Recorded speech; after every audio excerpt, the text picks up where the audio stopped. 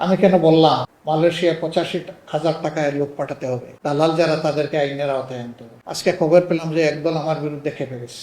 প্রবাসীদের ভোগান্তি নিয়ে আমরা কথা বলেছি, আপনারা দেখেছেন। আজকে খবর পেলাম যে একদল আমার বিরুদ্ধে খেপে গেছে। আমি কেন বললাম মালয়েশিয়া 85,000 টাকায় লোক পাঠাতে হবে, দালাল যারা তাদেরকে আইনের আওতায় আনতে হবে। আমি কি দালালের কোনো তালিকা দিয়েছি আপনাদের জানা মতো? আমি কি কোনো সংস্থার কথা বলেছি আপনাদের জানা মতো? বলি নাই। তাইলে কিছু লোকের গায়ে এত কষ্ট লাগে কেন? তার মানে একজন বললো যে আপাতত তারা থামিয়েছে। আমি বললাম যে ওয়েলকাম করবো, তারা বলুক, তারপরে আমার কাছে কিছু 75 নম্বর দাগ নম্বর আছে, ওইগুলা সহ বলে দেব।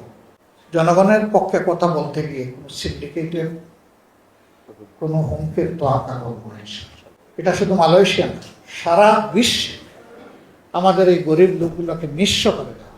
এরপরে তারা প্রতারিত হয়, সেখানে আবার গিয়ে দেখা যায় যে তার ওই ভ্যালিডিটিটাও নাই, জেলে থাকে।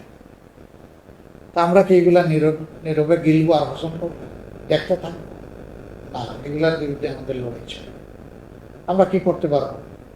আমরা সংসদের ভিতরে চিৎকার দিব, আওয়াজ তুলবো, বাহিরেও আপনাদের সাথে নিয়ে আওয়াজ তুলব। আমরা আশা করি যে এতে যদি কেউ ভুলের মধ্যে থাকে তাদের সংশোধনের সুযোগ